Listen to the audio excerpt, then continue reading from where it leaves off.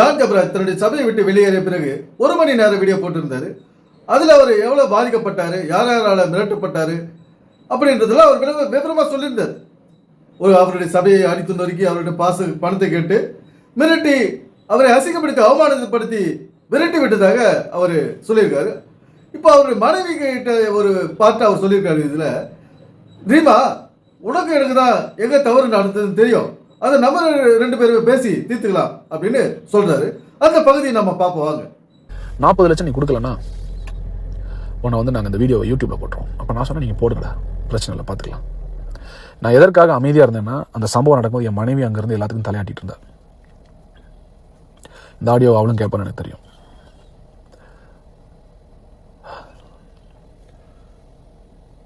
ரீமா, இவங்க எல்லாம் உனக்கு உதவி செய்யலை, உன் வாழ்க்கையை கொண்டிருக்காங்க, உன் ஃபியூச்சர் அழைச்சிருக்காங்க மட்டும் புரிஞ்சுக்கோ. நீ உன்னை குறிச்சோ உன் குடும்பத்தை குறிச்சோ நான் பப்ளிக்கில் ஒன்றாலும் தப்பாக பேச மாட்டேன்.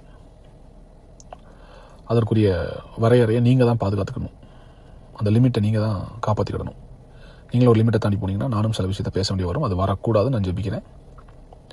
இனிமேலாவது புரிஞ்சுக்கோ. நமக்கு 2 பேரும் நடக்கிற மிஸ் அண்டர்ஸ்டாண்டிங்கில் உள்ளே வந்து எவனோ ஒருத்தன் எவ்வளோ பெரிய கேம் விளாண்டு அசிங்கத்தை உண்டு பண்ணி உன்னையும் நடத்தல் நிறுத்தியிருக்கான், என்னையும் அவன் துரத்தி சாவுக்கு நேரம் ஓட வச்சிருக்கான். கர்த்தர் என்னை காப்பாற்றிருக்காரு. உனக்கு ஒரு விஷயம் புரியணும். இந்த பிரச்சனை நடக்கும்போது எந்த ஒரு மனுஷனாக இருந்தாலும் அவனுக்கு முதல்ல தோன்றது செத்து போயிடலான்னு. எனக்கு கிட்டத்தட்ட 4-5 முறை தற்கொலை செய்கிற எண்ணம் வந்தது. டிப்ரெஷனில் இருந்தேன் 3 மாசமா. சாப்பிடலை, 9 கிலோ கம்மியான உடம்புல. பட் ஸ்டில் ஒவ்வொரு நாளும் ஆண்டவர் பிரசனத்தில் உட்காந்து ஜோம் பண்ணேன். நீ நினைப்ப இவ்வளோ தப்பை பண்ணிட்டு அதை பண்ணுற, ஒன்றும் இல்லை ரீமா. நம்ம 2 பேருக்கு தான் தெரியும் என்னென்ன தவறு நடந்துச்சுன்னு. என்னவா இருந்தாலும் அதை கர்த்தர் என்னை பார்த்துக்கிடுவார். மறுபடியும் சொல்கிறேன், ஒன்றை நான் பொது இடத்துல அசிங்கப்படுத்த மாட்டேன். நீயே ஒரு வந்து வெளியில் என்னை பற்றி தப்பாக சொன்னாலும் I will never open my mouth to tell the world who you are and I will never do that. John Jebaraj ஒரு சிறு பெண்ணுக்கு, ஒரு வாலிப பெண்ணுக்கு முத்தம் கொடுத்ததாக அவர் மேல் முதல் ஒரு புகார் எழுந்துச்சு. அதை எல்லாரும் தெரிஞ்சுக்கிற மாதிரி ஒரு விஷயம் நடந்து போச்சு. எல்லாருக்கும் பரப்பிட்டாங்க அந்த விஷயத்த. ஜான் ஜபராஜ் இப்படிப்பட்ட செய்திறாரு அப்படின்னு சொல்லிட்டு. இது எல்லாரும் காதில் விழுந்ததுனால ஜான் ஜபராஜுக்கு அசிங்கப்பட்டு இருப்பார் எப்படியோ. என்ன, இந்த ஒரு அவமானத்தை தாங்கி கொண்ட இந்த ஜான் ஜபராஜ் மனைவி கிட்ட அவர்கிட்ட ஒரு சில தவறுகள் செய்திருக்கலாம். அவருடைய வாழ்க்கையில், அவருடைய குடும்ப வாழ்க்கையில் ஒரு சில தவறுகளை செய்திருக்கலாம். அந்த தவறுகளை மறைக்காததுனால அது வந்து இப்போ பெரிய பிரச்சனை ஆயிடுச்சு. அவரை இப்போ கைது செய்கிற அளவுக்கு போயிடுச்சு. போலீஸில் புகார் கொடுக்குற அளவுக்கு போயிடுச்சு. இங்கே ஒரு சின்ன தவறுகளோட வீட்டில் சகிச்சுக்கிறது கிடையாது இந்த பெண்கள். ஏன்னா அந்த சின்ன தவறு கூட பெரிய பிரச்சனையாக பேசுறது, அது 4 பேர்கிட்ட சொல்கிறது. வெளியிலலாம் எப்படி கணவன் உள்ளுக்குள்ளே செய்கிற தவிர வெளியில் சொல்கிறது இவங்க யாரு பெண்கள் அது பெருசாக்கி கணவனை அவமானப்படுத்துறது தான் இந்த மனைவிகளோட வேலை. இந்த ரீமா ஷெரீனும் இதை தான் செஞ்சிருப்பார். ஏன்னா தன்னுடைய அசோசியேட்கிட்டையும் சபைக்கிட்டையும் உறவினர்கள்கிட்டையும் இப்படியெல்லாம் நடந்தது, இப்படியெல்லாம் பண்ணுறாரு அப்படின்னு சொல்லிட்டு தங்களை நல்லவர்கள் போல காட்டிக்கொள்கிறவர்கள் இந்த பெண்கள். அந்த வேலையை தான் பார்த்துருக்காரு இந்த ரீமா ஷெரீன். ஒரு கணவன் சிறு தவறு கூட பொறுத்துக்க இவங்களால முடியல. ஜான் ஜபராஜ் சில தவறுகள் செய்திருப்பார். அதனால தான் இன்னைக்கு இவ்வளோ பெரிய விஷயமா அது மாறி கைது வரைக்கும் போயிருக்குது. சிறைக்கு செல்ல வரைக்கும் போயிது, விசாரணை வரைக்கும் போயிருக்குது. போலீஸ் விசாரணை வரைக்கும் ஒரு ரிப்போர்ட் எல்லாம் கொடுத்துருக்காங்க. அந்த சிறு தவறை கூட பேசி இவங்க தீர்த்துக்கிறது கிடையாது. இதனால என்ன ஆச்சு பாருங்க, குடும்பங்கள் இன்னைக்கு பிரிஞ்சு போச்சு. பிள்ளைகளுடைய அழுகுறலுக்கு அனாதியாக போச்சு. ஒரு பிரச்சனையை பெருசாக்குறாங்க பாருங்க. மூடி மறைக்க வேண்டியதை, தங்களுக்குள்ளேயே பேசி தீர்க்க வேண்டியதை அதை பெருசாக்கி தங்களுடைய வாழ்க்கையை இவங்க கெடுத்துக்கிறாங்க.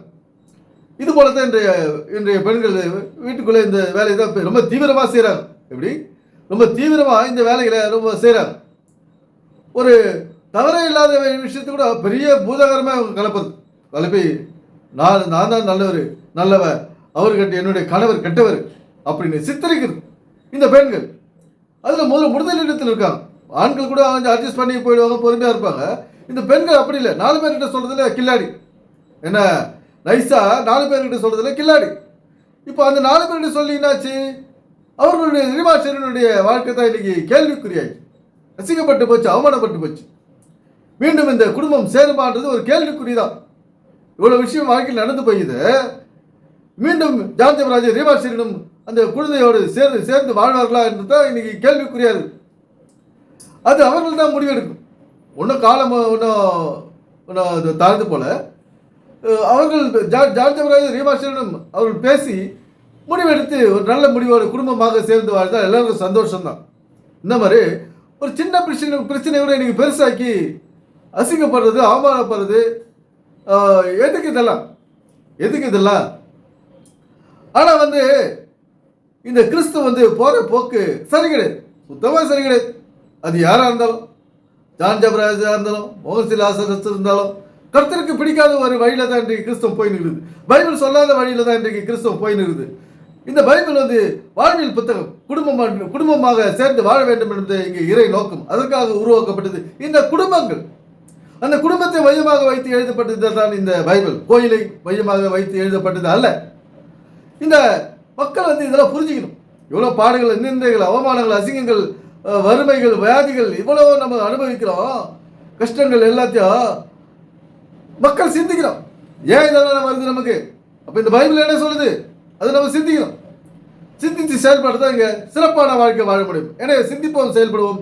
நன்றி, வணக்கம் நண்பர்களே.